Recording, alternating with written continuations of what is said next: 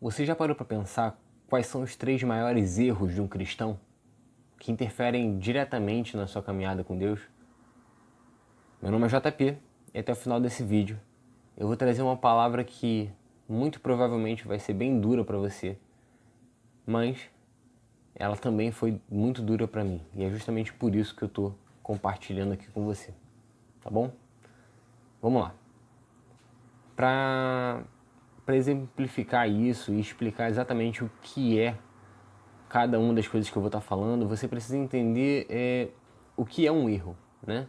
A gente costuma falar como se fosse uma coisa muito simples, mas na verdade, se você for pegar a tradução, né, literária ali, pegar um dicionário mesmo e for buscar pela tradução da palavra pecado, o pecado, ele em muitos dos dicionários vai estar escrito que ele é um erro, né? Existem outras definições para o pecado, né? Principalmente de cunho religioso, que seria desobedecer uma lei.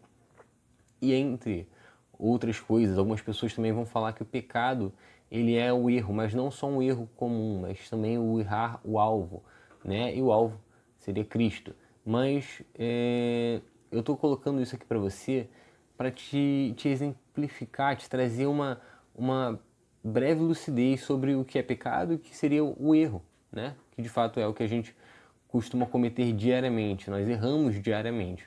Mas existem 3 problemas muito grandes, 3 erros muito grandes na caminhada do cristão e são coisas que muitas das vezes passam despercebidos aos nossos olhos, né? Então, eu estou aqui com minha colinha, também tenho a Bíblia aqui do lado para trazer um pouco mais de embasamento, né, nisso para você.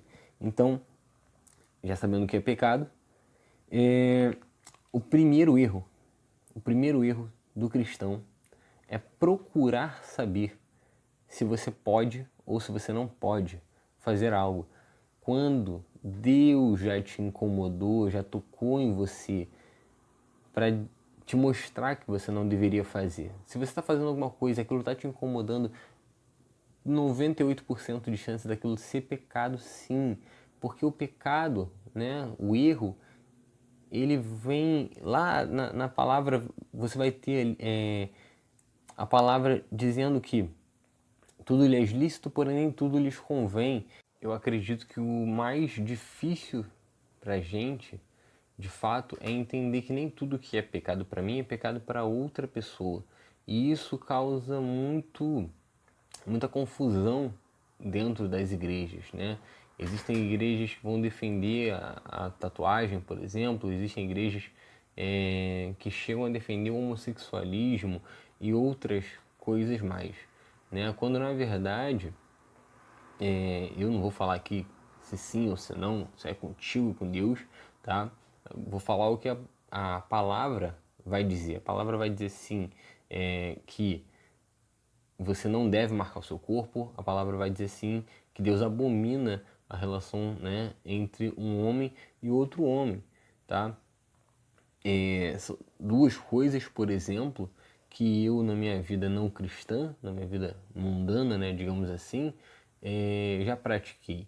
Então eu não posso dizer que você deve deixar de fazer. Deus vai te convencer, Deus vai te tocar e você vai deixar de praticar, caso pratique, né? Não só essas coisas, eu dei exemplos absurdos, mas existem inúmeros outros exemplos aí que você precisa se atentar. Agora voltando aqui ao que é o erro em si, o pecado que é para mim, que não é para você, é para você, não é para mim, né?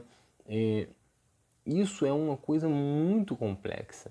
Então você precisa comer Bíblia, cara, para você entender mais do que é uma coisa e do que não é outra coisa, né? Existem palavras, tá em Colossenses, se eu não me engano, ou Filipenses, não lembro agora ao certo, mas a Bíblia vai usar o termo culto de si mesmo, e aí isso até é um pouco mal interpretado para uma outra coisa que eu vou falar mais da frente, mas são cultos, na verdade, que são criados por nós mesmos.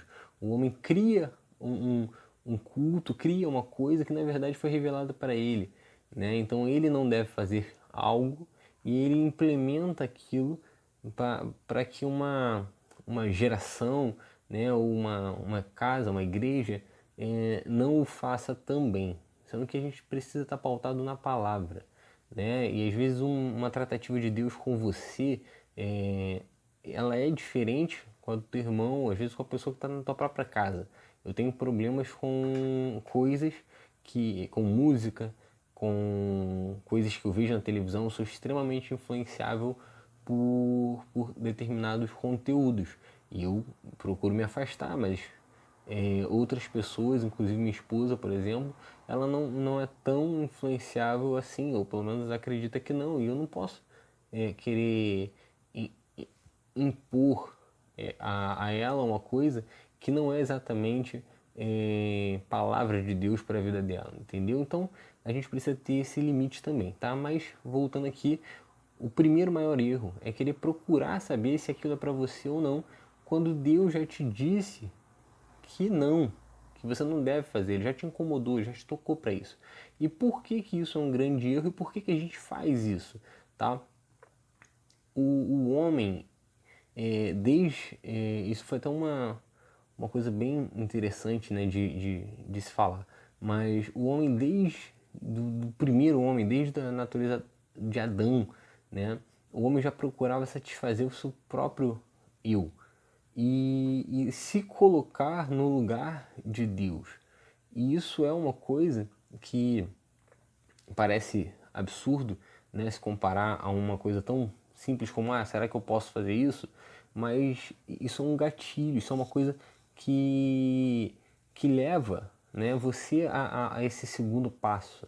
É, é absurdo falar que você se colocaria no lugar de Deus assim, tão escrachadamente, mas quando você resolve, tá, fazer como Adão, por exemplo, Adão ele pega e ele, quando, na verdade a Eva, né, perdão, quando a Eva ela aceita, né, cai na lábia da serpente, o que que ela está fazendo? Ela está cultuando a serpente? Ela está adorando a serpente? Não, ela está cultuando a si própria, ela está adorando a si própria, entendeu? Então o segundo maior erro do cristão é querer satisfazer as suas próprias vontades, né? Querer agradar a si, se colocar no lugar onde ele já não obedece mais àquela vontade de Deus, onde Deus falou para que ele não fizesse, e ele começa a agradar a si próprio. E aí ele começa a entrar nesse loop, né, infinito, porque uma coisa atrai a outra, e uma coisa muito simples, muito sutil, ela começa a te levar para um caminho de perdição. Isso acontece naturalmente todos os dias. A gente precisa estar muito atento a isso todos os dias, tá?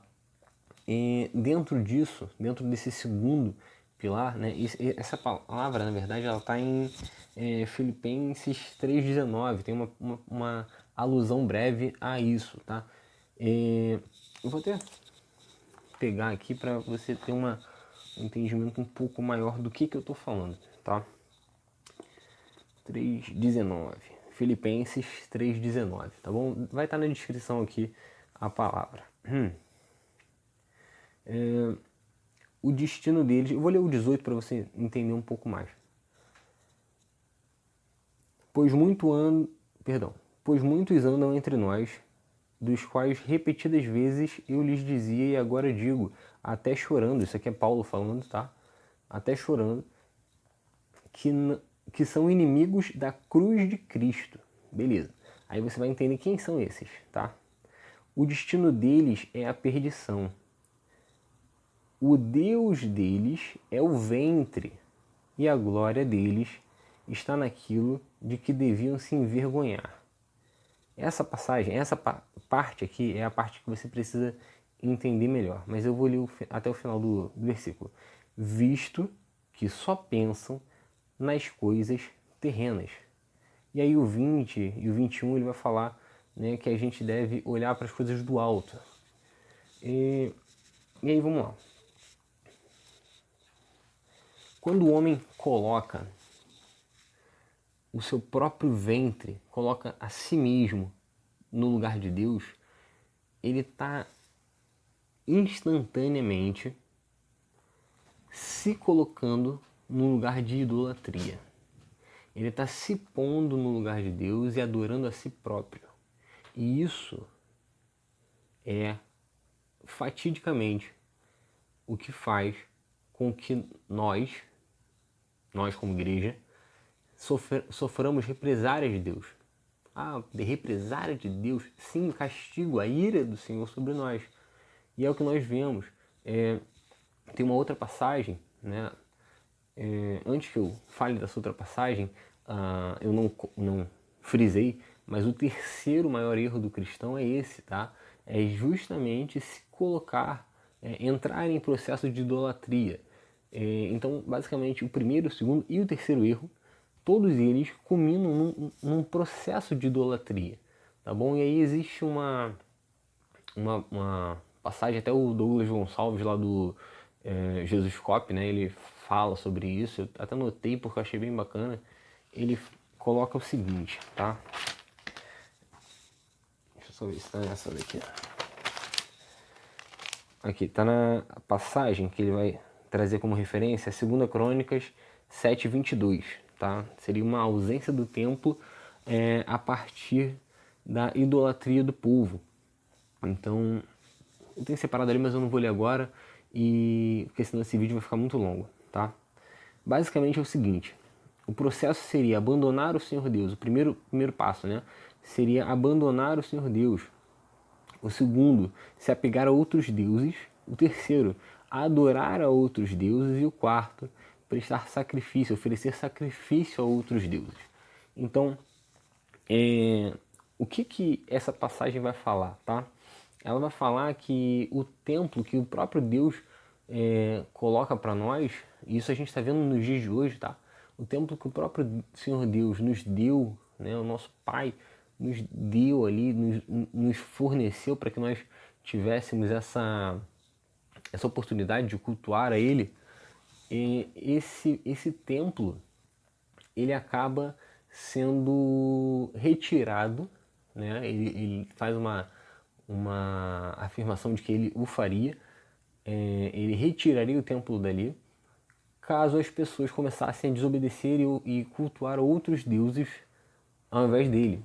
E é o que a gente vê, a gente se coloca como Deus, como Senhor sobre as nossas próprias vidas, esquece do senhorio de Deus sobre a gente e fatidicamente a conta vai chegar, né? A conta chegou, a gente vê aí que nós estamos impedidos de ir aos nossos templos, né? Aos templos, no caso, onde nós cultuamos a Deus, porque nós nos esquecemos da real natureza do prestar culto a Deus e nós idolatrávamos, né, a nós mesmos. E quando íamos ao templo, para onde deveríamos prestar culto a Deus, nós fazíamos uma coisa chamada idolatria. E é surreal, como a palavra vai dizer. Isso, eu não lembro agora o nome da pessoa que vai falar sobre isso, mas me fugiu agora da mente.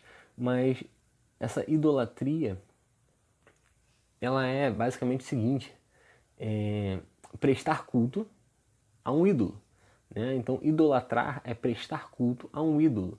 E o que é um ídolo? Um ídolo é algo criado, tá? O ídolo não é um Deus, entre aspas, né? Deus com D minúsculo. O Deus que na verdade não existe. O ídolo, ele é algo, uma imagem criada para que nós venhamos a utilizá-la, né? Para suprir os nossos desejos, tá? Então existem diversos ídolos e nós colocamos esses ídolos à nossa frente. Só que existe um processo horrível dentro disso, que é o momento onde você você vai até o templo do Senhor, você vai até a casa de Deus, né? A casa, entre aspas, porque ele não habita ali, ele habita em nós, mas você vai até a igreja onde você congrega, o lugar, o ambiente lá de 4 paredes, E você, ao invés de cultuar, oferecer o sacrifício vivo, se colocar como sacrifício vivo a Deus, você pega e você louva a Ele em troca de algo. Você oferta a Ele, sacrifica a Ele em troca de algo. Quando na verdade, por mais que você receba aquilo, isso nunca foi desejo de Deus, Ele nunca quis isso. Ele sempre quis, Ele sempre quis a sua adoração genuína. E é basicamente isso que ele fala quando ele fala: buscar primeiro ao reino de Deus e todas as demais coisas lhe serão acrescentadas. Mas não é o que a gente faz. Não é. Você não acorda de manhã e você trabalha mais para o reino de Deus para depois trabalhar para o seu trabalho convencional. Você não, eu não estou falando que eu faço, pelo contrário, ninguém faz. Imagina a decepção do Senhor ao ver algo do tipo. E uma hora a conta ia chegar. E essa é a mensagem de Deus para mim e para você. Se você não gostou, dobra o teu joelho e vai falar com Deus. E se você gostou, comenta, curte, compartilha, faz o que você quiser. Mas esse foi o recado que Deus me deu. Essa foi a mensagem que Deus trouxe até mim. E eu, depois de muito custo, depois de muito indagar a Deus e perguntar a Ele se eu realmente deveria falar sobre isso com outras pessoas, eu vim trazer. Então, espero de fato que eu tenha trazido, né, tenha sido usado por Deus para trazer um pouquinho de lucidez, um pouquinho de se liga, né, assim, esdrúxulamente falando, para a tua vida. E espero que nesse momento que a gente está vivendo, que a gente consiga sair disso mais forte, tá bom? Deus abençoe e é isso. Tchau, tchau. Que você curtir ou clicar no não curtir, se inscrever ou não se inscrever, assista o próximo vídeo. Nele eu vou estar falando sobre uma coisa que Deus revelou para mim há alguns meses antes de explodir essa questão toda de pandemia, de vírus e tudo mais. Eu cheguei a debater muito com Deus nessa época e eu não sabia do que ele estava falando, mas ele ficou por meses me dando essa palavra, me dando essa passagem. E se eu puder pedir alguma coisa a você, eu vou pedir para que você clique, né? Eu não sei se vai estar no card aqui em cima, eu não sei onde é que eu vou colocar isso na hora de postar o vídeo, mas dá uma olhada na descrição aqui né, aqui embaixo, aqui onde fica escrito sobre o que é o vídeo e tudo mais. Aqui deve ter um link sobre esse próximo vídeo, tá? Bem no finalzinho do vídeo também deve aparecer de um lado ou do outro aqui um cardzinho e você clica, tá bom? Vai estar escrito, se for aqui embaixo vai estar escrito próximo vídeo, a visão, alguma coisa do tipo, tá bom? Pessoal, Deus abençoe e se você está no erro, se conserta enquanto é tempo, porque ele sempre dá uma última chance, mas a gente não sabe quando a nossa última chance realmente vai ser a última chance. Beijão, Deus abençoe, tamo junto.